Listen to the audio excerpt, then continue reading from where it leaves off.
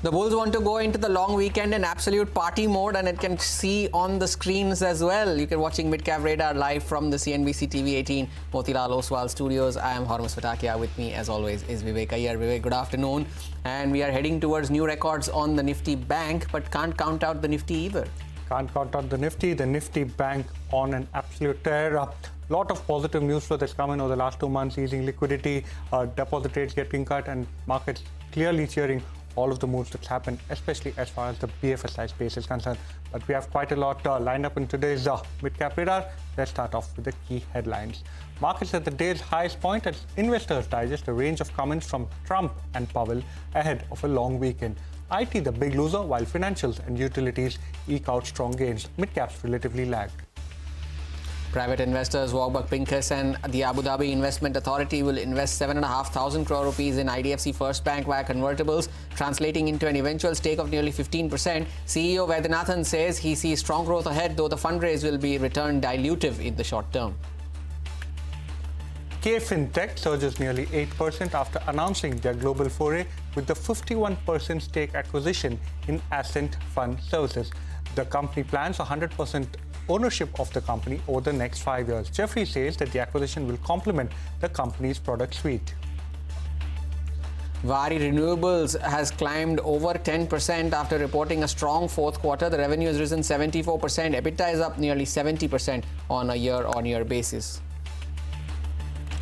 Sonata Software slumps in trade as the company issues a warning for the fourth quarter, stating that the revenue from their largest client will be lower than expected. Analysts are now estimating a high single-digit decline in revenue for the company's fourth quarter results.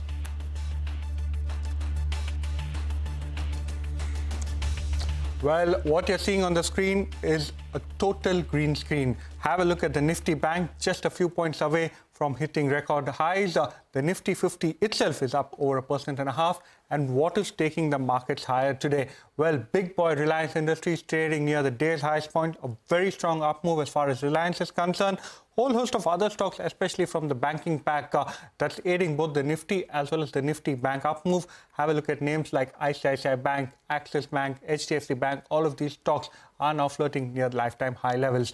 But Hormuz has stepped across to the wall. Hormuz is looking at all of the stocks in the broader end of the markets, and this is our special segment, Midcap Movers. Over to you, Hormuz. The street is not paying too much attention to the broader markets because the focus is on the Nifty Bank, but indeed there are a lot of movers in the broader markets as well. Fact is one of them. Fertilizer stocks in general are doing well for themselves today, 12.5% higher on Fact. Delivery is a big mover today, 6.5% higher there. Of course, significantly below its IPO price still. Bharti Hexacom, new highs for the stock, 6.5% high here as well. And Vijaya Diagnostics, good going on strong volumes as well for the stock. Some of the newsmakers in today's session, Fintech after the acquisition and some divergent brokerage commentary, still 7% higher. Sonata Software has recovered significantly from the lows. At one point was down 12%. 361 WAM, of course, the board meeting for the preference issue of shares, 3.5% higher than an IDFC First. Not a big move, but of course has recovered from the lows after announcing the fundraise. The other movers in today's session are stocks that are at a 52-week high, being Narayana Health, Chambal Fertilizers, SBI Cards is at a new high today, 900 plus on the stock, now 1.5% higher, and of course Indigo soaring to newer skies, now nearing levels of 5,400, another 2% higher on the aviation giant. But stocks that are doing well on strong volumes, India Cements is off the highs of the day, still holding on to gains of 3%. As we mentioned, fertilizer stocks doing well. RCF is one of them, 5.5% higher. GIC, RE and NTPC Green too having a good day at the office. And lastly, some stocks that are not doing very well even in a market like this. Akums Drugs, Ramkrishna Forgings, GSK Pharma, all down between 2 to 3% at the lows of the day, but the advance is significantly outnumbering the declines, Vivek. Thank you so much, Hormuz, and get back to your suite quickly because what we have in store is a tech check on the market. Vinay Rajani of HDFC Securities joins in. Vinay, thank you so much for joining us. Well, what a day to come and go ahead and reiterate what's been a good stance from you over the last couple of times you've been on the channel. What's your view on the Nifty? What's your view on the Bank Nifty? Do you feel that the kind of up move we've seen, especially in the Bank Nifty, can sustain? Yeah, Bank Nifty was stronger and it is on the verge of making all-time high. Previously, we saw Fin Nifty actually hit an all-time high in the month of March itself. Now, Bank Nifty is following, and almost 35-40% weightage of banks are there in Nifty also. So Nifty is also into a momentum. So today is the expiry day. So Monday could be a altogether different day. But yes, overall markets are going very strong. More than 2,000 points recovery in last 7 trading session in Nifty, and in today from today's low, Nifty has risen by more than 500 points. So very strong setup technically. The immediate resistance is at 23,870, which happens to be the previous swing high. But overall, I feel that Nifty is headed higher. In fact, 24,000 should be there in Nifty in a couple of sessions. So overall, markets are looking very strong. Now, however, the steep rise is there. There could be some running correction, but overall, market should remain firm. And Bank Nifty is looking much stronger, and it is likely to hit an all-time high by today also, or maybe tomorrow on Monday. But yes, traders should remain bullish. Mid-cap, small caps can follow the rally, and on Monday we can expect broader markets to participate in this rally. So what's on your list now, Vinay? A lot of these frontline names have hit record highs in today's session, be it HDFC Bank, ICICI Bank, Bharti Airtel. Are you betting on some Nifty names, or do broader market names feature in your stock recommendations? Yeah, so looking at the momentum in the larger stocks, I would go along with SBI. So SBI, State Bank of India, fresh breakouts can be seen.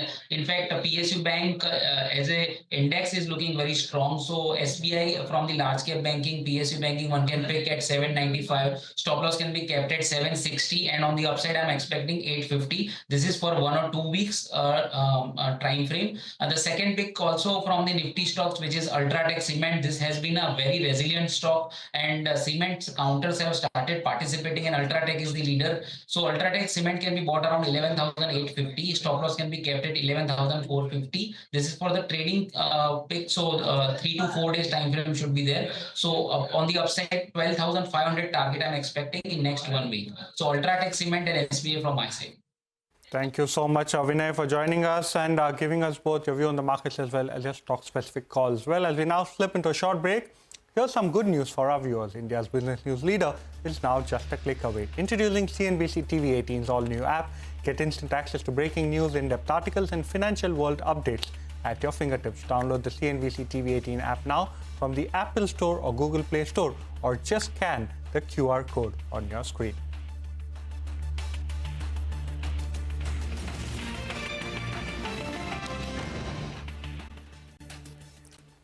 Welcome back to Mid-Cap Radar. Well, the Bank Nifty once again has picked up steam, just a few points away.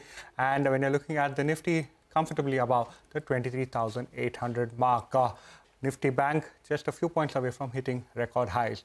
But let's now shift focus on the retail leasing space. As per a latest Cushman & Wakefield report, retail leasing activity in India in Q1 FY25 recorded a 55% growth, with Hyderabad, Mumbai and Delhi NCR accounting for 75% of the total retail leasing activity.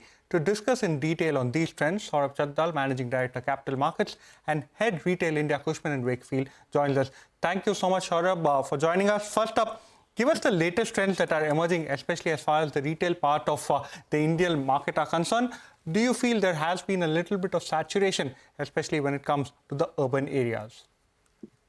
So as you said, the retail has been a great start for the first quarter. It's around 55% more than what happened last year.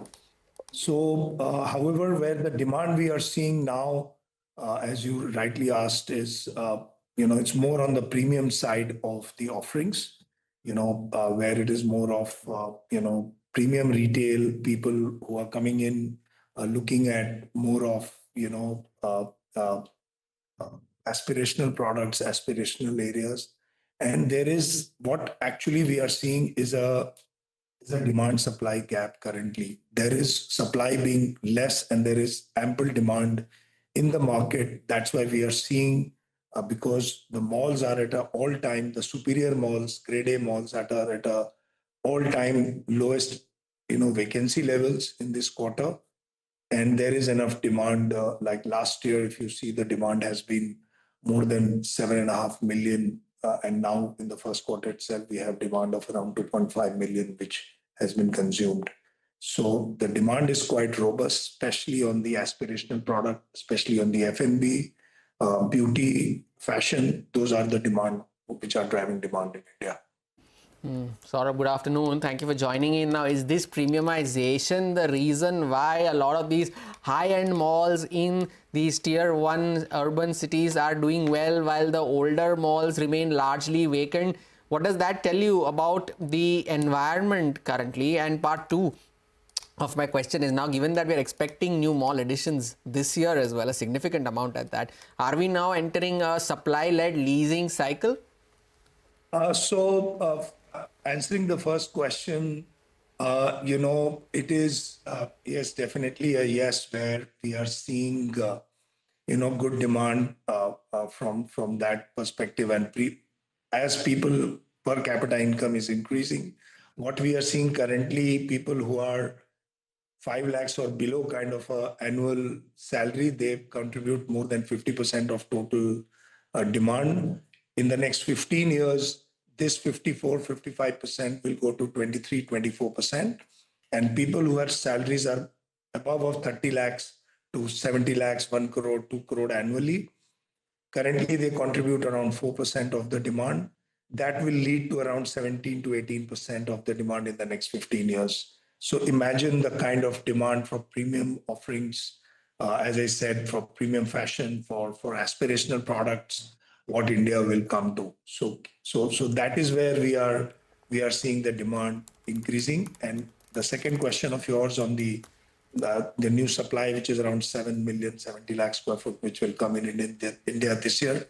Mind you that most of that spaces are already pre-committed with 70-80% already pre-commitment happening. So I don't see any of these malls, because out of the 7 million, 80% of those malls are superior grade or grade A malls which are coming, and where the current vacancy is less than 3%. So I don't see the vacancy increasing and rentals coming down, or any kind of pressure on the demand side or supply increasing more, at least for this year and next year. Okay, so you're quite clear. You're saying that demand at this point of time outstrips supply, especially when it comes to the malls in demand. So give us a sense, what are the key constraints? Main Street rentals are appreciating quite significantly in several cities. Galleria Market in Gurugram up 20%. Like you've mentioned, Kolaba, Kemp's Corner in Mumbai up over 10%. Is it now a clear landlord's market? And also, give us the reason why we've seen such a sharp 36% year-on-year dip in Ahmedabad. Is it mainly due to, can you attribute that to a one-off effect? No, so just answering on the Ahmedabad, it's more of a one-off effect. It's a cyclical effect. Structurally, there is no issue as far as demand is concerned in Ahmedabad. Actually, on the contrary, we ourselves are seeing very good demand in Ahmedabad as we move forward from various infrastructure and various locations which are coming in. But purely because of so much supply coming in Ahmedabad, this is more of a cyclical blip. It's not structurally any issues. As far as some of the other main streets are concerned in Mumbai, or as you rightly said, Mumbai, Bangalore, Hyderabad, Delhi, it's purely because of low vacancy in mall and high street both. So it's purely because of the low vacancy where some of these big brands want to come in and put their stores. And that is why you can say right now at this moment, especially in the main street, it's more of a landlord market because the supply is very constrained.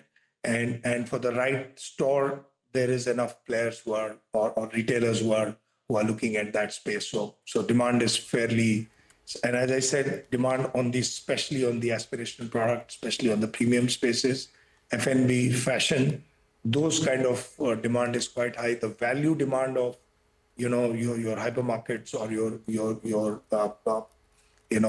value products are diminishing as we are moving ahead as well.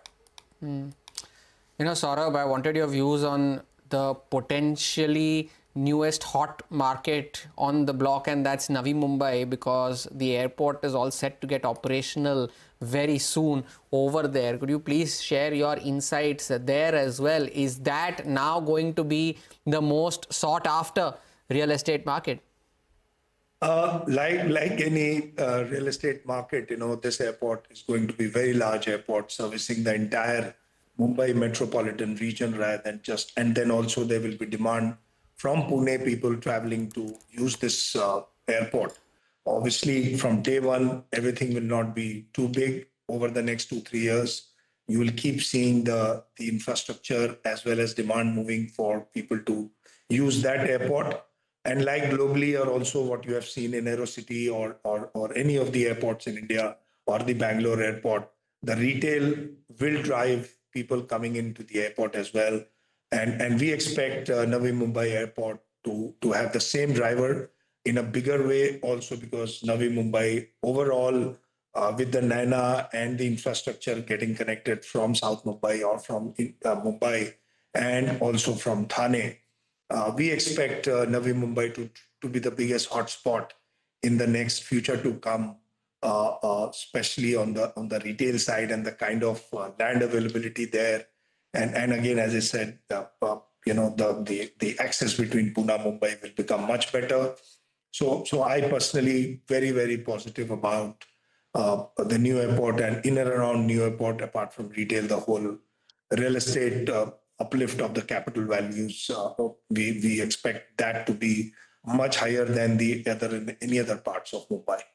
Take that point completely, Saurabh. Thank you so much for joining us and giving us a sense of what exactly is panning out as far as quite a lot of the retail malls are concerned. But let's now slip into a short break. We'll get you more on the markets and stock-specific action on the other side. Stay tuned.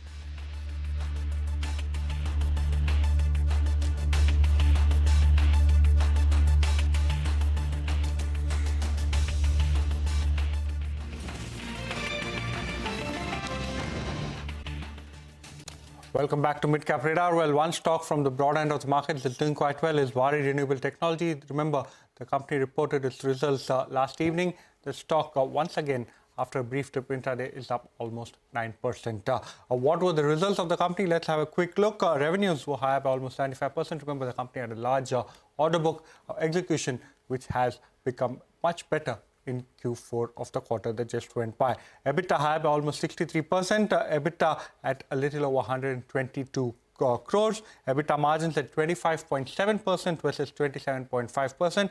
Profitability higher by 82.5%. What is the outlook of the company, especially as far as the next 12 to 15 months is concerned? We'll need to have a look at the order book. So the unexecuted order book that the company has is quite strong, almost 3.2 gigawatt power, which gives it enough visibility for the next 12 to 15 months. The bidding pipeline that the company says, which is likely to come up for tendering in this particular year itself, is at close to 30 gigawatt power, which indicates. So what we'll need to keep an eye out for is, number one, how many of these projects does the company actually bid for? And number two, what is the expected win ratio? But a good set of numbers, strong growth across all key metrics, that Hormaz is keeping this particular stock quite buoyant in the session today. Quite buoyant in the session today, but what is buoyant and a little more than that is the Nifty Bank. And now less than 100 points away from its record high levels of 54,467. It made an intraday high of 54,407. So hovering around those levels, 1,250 points higher, 2.5% gain on the Nifty Bank. And two of its biggest constituents, HDFC Bank and ICICI Bank, both of them hitting record highs in today's trading session. HDFC Bank also at the highest point of the day, 2% higher. ICICI Bank a step further, 3.5% higher, now crossing levels of 1,400 on the stock. And don't leave the Nifty behind too, 400 points higher now on the index, 23,850 is where the index stands at, of course led predominantly by the Nifty Bank and the record highs seen on those levels. If you could pull up the contributors, you would see the two names on top of that list as well, HDFC Bank and ICICI Bank.